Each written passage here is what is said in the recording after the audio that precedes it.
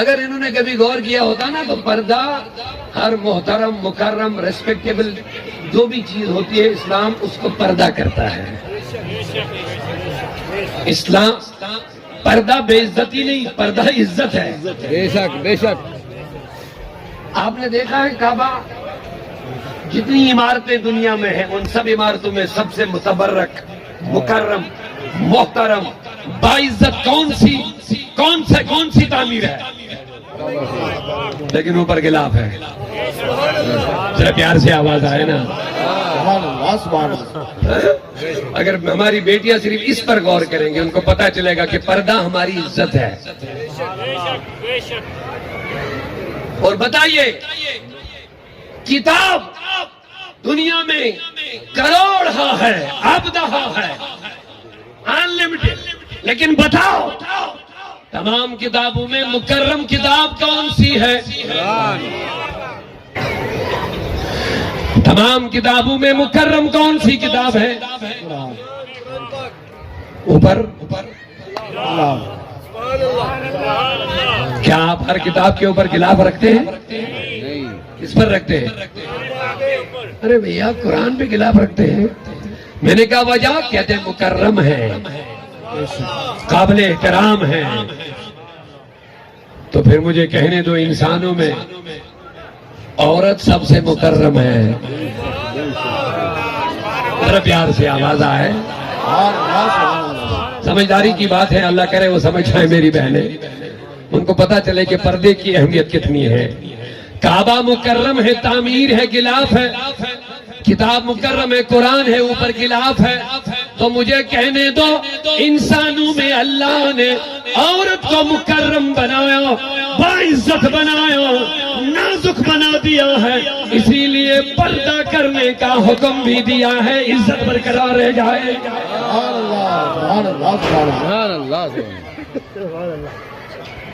اور اب عام ایگزامپل میں دینا چاہوں گا اپنی بہنوں کے لیے. ایک اور مثال دینا چاہوں گا. ایک اور مثال. جب میری بہن موبائل کی دکان پہ جاتی ہے، کوئی قیمتی موبائل خریدتی ہے، موبائل کے ساتھ ساتھ اس کا کور بھی خریدتی ہے. یہ موبائل سائلنٹ رہ کر کے میری بہن کو نصیحت کر رہا ہے.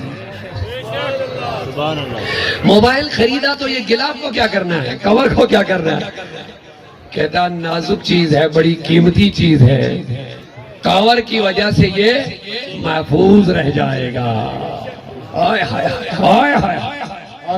کور کی وجہ سے محفوظ ہو جائے گا. میں نے کہا میری بہن اگر کبھی اس موبائل کے کور پر ہی غور کیا ہوتا تو تمہاری سب سے بڑی حفاظت کا ذریعہ تمہارا پردہ ہی ہے. اب شعر سنا دوں گا. وہ پھیران میں گھومتی ہے، پھیران یم کوڑی سانے وڑ نہیں زن کافرانے. ورنن کے معنی دوپٹے کے بغیر، پردے کے بغیر. پھیران یم کوڑی سانے، کوڑی معنی بیٹیا، سمجھے نا آپ؟ پھیران یم کوڑی سانے وڑ نہیں زن کافرانے. شرم و حیا چھت سلام زیوان اچھا مسلمان. سب کچھ چلا گیا. زیوان اچھا مسلمان.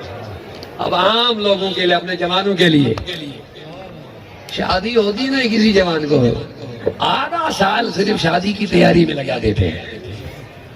آدھا پورا سال شادی کی تیاری میں، کارڈ بنانا، وہ بنانا، یہ کرنا. پھر جب شادی کی رات ہوتی ہے، لاؤ دیجے، لاؤ باجے، لاؤ شیطان کو، نچاؤ گھر میں شیطان کو. زایا، اب مسلمان کس کو کہتے ہیں؟ زایا مسلم ماں جان.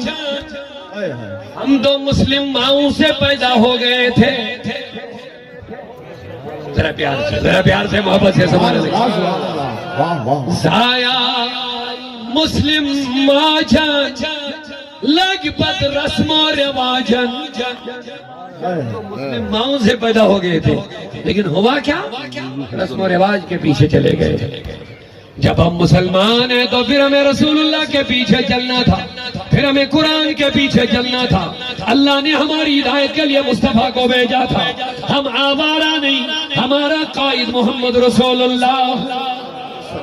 ہم آوارہ نہیں، ہمارا رہبر محمد رسول اللہ ہے۔ ہم جانوروں کی طرح نہیں ہیں، ہم اوروں کی طرح نہیں ہیں۔ ہمارے مصطفیٰ نے ہمیں چلنا بھی سکھایا، بیٹھنا بھی سکھایا، اٹھنا بھی سکھایا، کھانا بھی سکھایا، ازدواجی زندگی بھی سکھائی، کوئی چیز نہ چھوڑی۔ اسی لیے رب نے بھیجا، اے میرے حبیب، میں چاہتا ہوں میرے بندے کا چلنا بھی عبادت بنے، بیٹھنا بھی عبادت بنے، سونا بھی عبادت بنے، بیٹھنا بھی عبادت بنے، کھانا بھی عبادت بنے، نکاح بھی عبادت بنے، کالج جانا بھی عبادت بنے، دکان پہ جانا بھی عبادت بنے، ہر کام ان کا عبادت بنے۔ مولا کیسے بنے؟